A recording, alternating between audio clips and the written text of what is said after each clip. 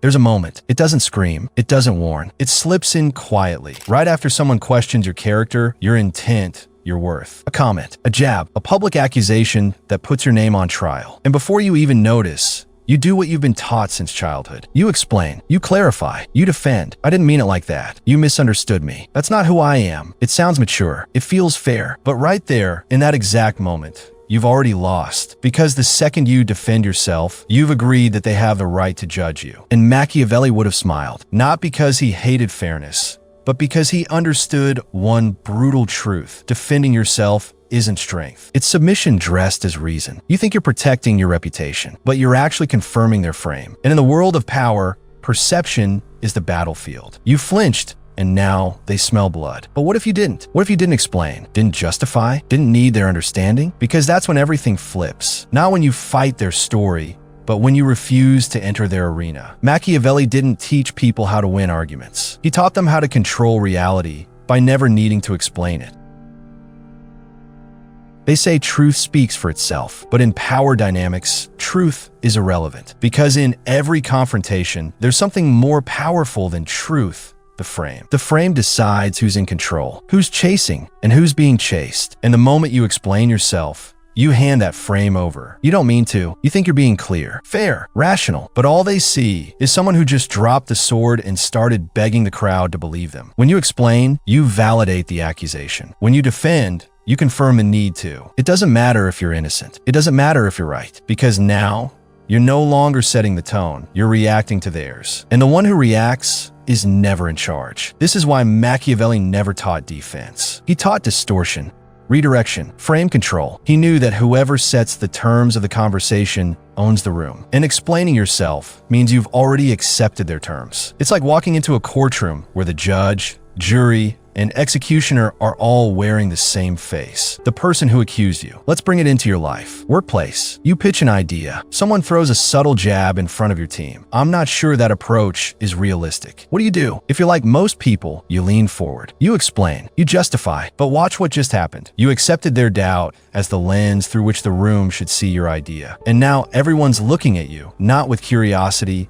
but with suspicion, because you flinched. Friend circle, a subtle insult wrapped in humor. You always think you're the smartest one in the room. The laughter is light, but everyone's watching your face. You say, what? That's not true. You try to brush it off, maybe even fake a laugh, but it's too late. You acknowledged it. You let it enter the room, and even if no one believes it, you look shaken. Because explaining doesn't win trust. Composure does. Arguments. You're accused of being selfish, arrogant, cold, and so you do what feels human. You rush to defend. You try to prove your intentions. You talk and talk and talk, but with every word, you're falling deeper into the trap. You've let them write the script. You're just trying to edit your part in it. This is what Machiavelli understood better than anyone. Power isn't who speaks the most. It's who sets the emotional tempo. And the real weapon isn't loudness. It's stillness. Stillness makes people question themselves. It flips the spotlight. It makes your accuser start to wonder if they just made a mistake. Because silence isn't passive. Silence is narrative dominance. You didn't accept the terms. You didn't play the game. And now the room starts wondering, why? Why isn't he defending himself? Is he so confident he doesn't need to? Did they just attack someone stronger than they expected? Now the doubt lives inside them,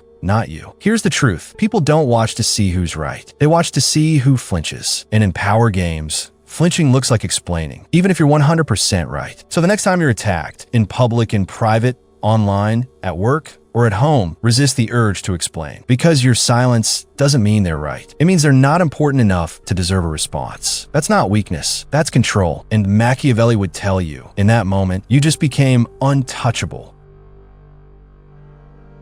They expect you to flinch, to explain, to panic. That's how the power structure is built. Most people, when accused or insulted, rush into one of two traps: defend or attack back. Both are emotional. Both confirm the accusation mattered. And both hand power back to the person who never deserved it. But the Machiavellian doesn't play that game. He doesn't absorb the energy. He reverses it calmly, surgically, without even raising his voice. Here's how. Point 1. Detachment, if that's how you see it. Someone throws shade, says you're arrogant, cold, uncaring. They want to start a fire. You hand them a glass of ice, if that's how you see it. Not defensive, not hostile, just flat. You didn't validate. You didn't deny.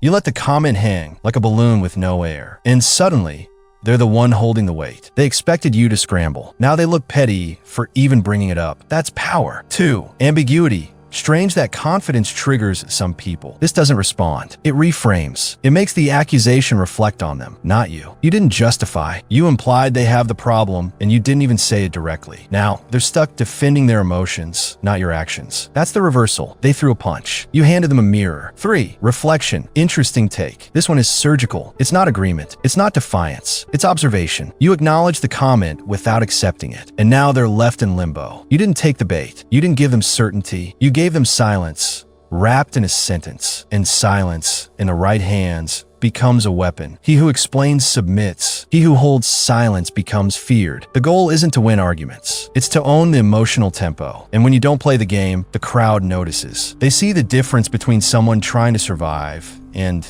someone who already won just by standing still. Because when you don't react, people start wondering, does he know something we don't? Is he too powerful to care? Did that accusation just embarrass the accuser instead? Now the spotlight moves. Now the room shifts. And now they're the one under judgment, not you. Watch what happens in the aftermath. They start repeating themselves, raising their voice, looking for validation from others. And the more they speak, the more the silence you left behind starts to echo. That silence? It's not absence. It's psychological pressure. You didn't have to lift a finger, because they're already falling apart under their own performance. That's what Machiavelli meant when he said power isn't in what you say. It's in what you choose not to. You're not trying to prove innocence. You're proving nothing can touch you. No panic, no defense, just controlled, strategic detachment. And ironically, that makes people assume you're even more powerful than you are, because the human mind fills silence with meaning. And when you provide no reaction, they write the story for you, and they often overestimate you. That's the trick. So the next time someone throws an accusation, a subtle jab, a sideways insult, don't defend. Don't bite. Say, if that's how you see it, interesting take, or say nothing at all, and let the silence burn a hole through their confidence. Because that's how you flip the power, not by fighting the accusation, but by making them collapse under it.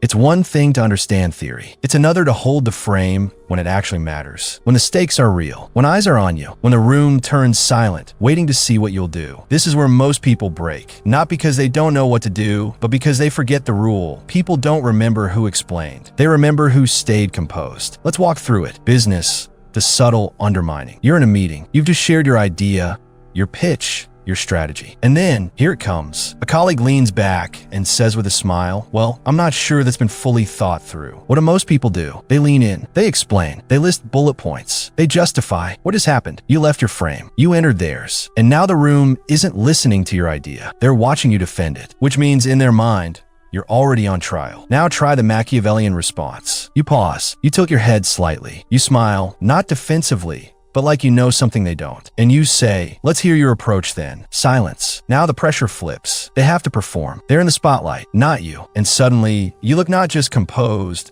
but in control. Relationships. The emotional accusation. Your partner says, you don't care about me anymore. Most people panic. They defend. They say, of course I do. That's not fair. I've done everything for you.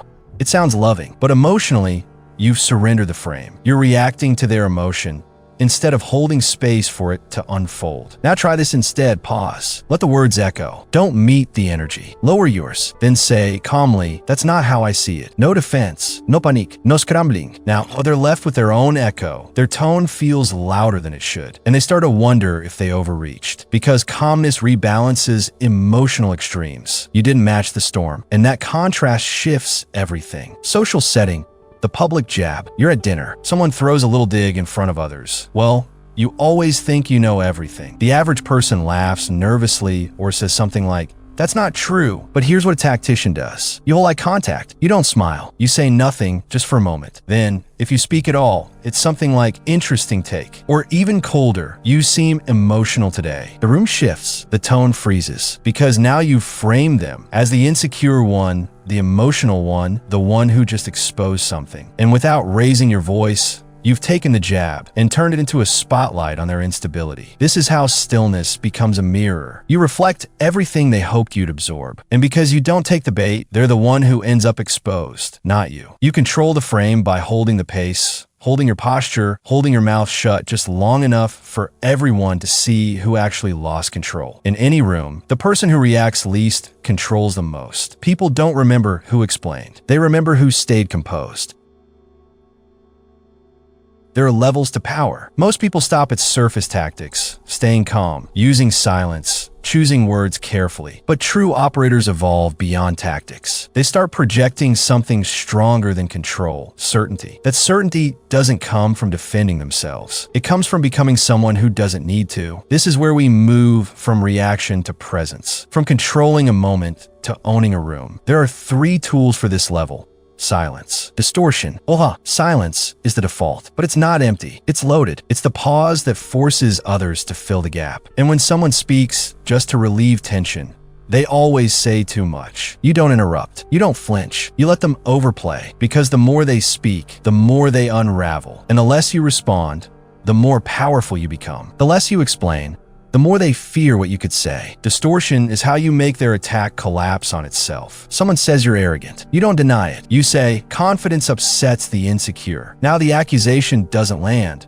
It reflects. They look jealous. You look composed. Someone says, you think you're better than everyone. You reply, no, I just don't think like everyone. You're not defending. You're reframing. You're suggesting that their accusation says more about them than it ever could about you. This isn't clever phrasing. It's emotional leverage. You turn their certainty into insecurity, and you didn't even raise your voice. Then comes the final tool, aura. This isn't about what you say. It's about what you don't have to say anymore. Aura is when your presence speaks louder than your defense ever could. It's built through hundreds of moments where you stayed composed when others cracked, where you let others talk themselves into looking foolish while you simply held eye contact. Aura is why some men can walk into a room, say nothing, and still shift the energy. Not because they're liked, not even because they're trusted, but because people have learned you don't mess with someone who's that unreadable. Aura means not defending your name because your stillness already said enough. Aura means never chasing approval,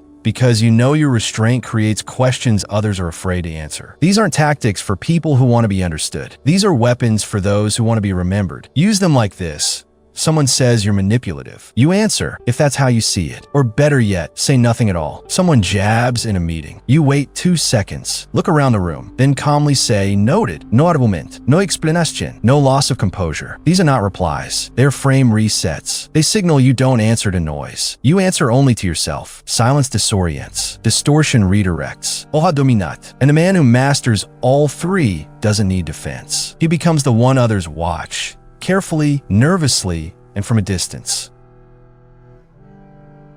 You were taught to explain, to clear things up, to set the record straight. But Machiavelli saw the trap. The more you explain, the less powerful you become, because explanation is emotional. It reveals that you care how you're seen. It confesses your need to be understood. And nothing makes you look smaller than that. Powerful people don't chase innocence. They let it hover like smoke, untouchable, unprovable, impossible to pin down. Because real power isn't about being good. It's about being unreadable. Ask yourself this. Who do you respect more? The person who floods the room with apologies, disclaimers, and clarifications, or the one who says little and makes you question your assumptions? You may not like the second person, but you remember them. You watch them. You measure your words around them. That's leverage, because clarity is comforting for everyone else. But mystery? Mystery makes people hesitate, and hesitation is control. Machiavellian psychology flips everything upside down. It says, don't correct the lie.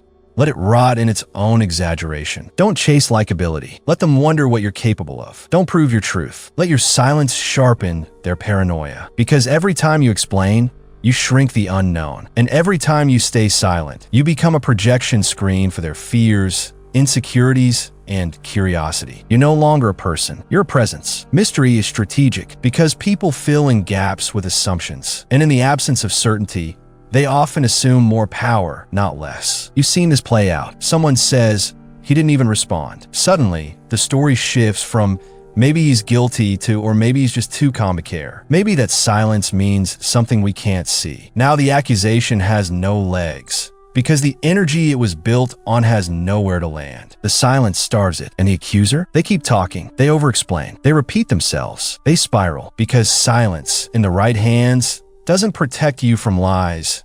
it turns lies into noise. This is where mystery beats likability. Fear beats clarity. Stillness beats defense. Machiavelli didn't try to be loved. He didn't even try to be trusted. He understood something deeper. You don't need to be understood to have influence. You need to be watched carefully, constantly, because when people don't know what you'll do next, they become predictable. They tread lightly. They show their cards too soon, while you, calm, still, unreadable, control the tempo without moving. You don't owe anyone a window into your inner world. You don't owe them your side of the story. You don't owe them a version of yourself they find palatable. You owe yourself one thing: the ability to hold your own mystery without flinching. Because mystery isn't just a personality trait, it's a psychological shield. And in the world of social power, it's often stronger than truth. So when someone says, "You're hard to read," don't rush to explain. Smile and say nothing, because what they're really saying is, "I can't predict you." And that's the beginning of control. If you've made it this far, you've probably started to feel the shift, not in how others see you, but in how you see yourself. This is the moment where silence stops being a tactic and becomes something more permanent. A definition. You're no longer reacting. You're not explaining. You're not scrambling for clarity, justice, or understanding. You've stepped outside the courtroom. You've stopped chasing innocence because you realize something Machiavelli understood centuries ago. The man who doesn't defend himself doesn't need to. And the man who doesn't need to becomes the one they end up defending. This isn't about becoming cold. It's about becoming unavailable to pettiness. It's about no longer validating accusations with your energy. It's about letting others collapse under their own performance while you stay still. You're not silent because you're scared. You're silent because you're certain. And that certainty becomes louder than words. Here's what starts to happen. They insult you and you pause. They twist your name and you stay unmoved. They try to stir you and you give them nothing. The audience, the group, the bystanders, they take notice. They shift, not toward the one who shouted, but toward the one who never had to raise his voice. Because when you remain calm, while others spiral, you flip the emotional gravity of the room. Suddenly, they're explaining themselves. They're doubling down. They're trying to prove something. And you just became the reference point, the standard, the calm in the chaos. That's not defense. That's definition. You don't clear your name anymore. You carry it like stone. Let them try to chip at it. It won't move. You no longer need to convince. You no longer need to justify. Because power isn't proven through argument. It's revealed through how little you need approval to stand still. Let them talk. Let them circle. Let them repeat the same line over and over, hoping it lands harder next time. You just sit in the silence they can't understand. Because people who can't provoke you begin to fear you. Not because you're cruel, but because you've made it clear you don't play by their rules. So here's the new standard. Every time you want to defend yourself, pause. Every time you're tempted to explain, hold back. Every time you feel misunderstood, let it burn. Not because you don't have a response, but because you know the more they talk, the more they reveal. The less you talk, the more powerful you become. You've crossed the line from explaining who you are to letting people experience the silence of your certainty. You've stopped defending. You've started defining, and the world won't forget the difference. You don't need to prove anything to anyone. And if you feel like you do, that's exactly when you shouldn't. This week, say less. Let them question you. Let them spin their narratives. Don't correct them. Don't clarify. Just stand still, because silence isn't the absence of power. It's the echo of someone who doesn't beg for approval. Don't defend, define. And if this made you see things differently, don't just watch. Train yourself to think like this more often. Subscribe, not for content, but for clarity. Because the world is loud, but the mind, that should be sharp.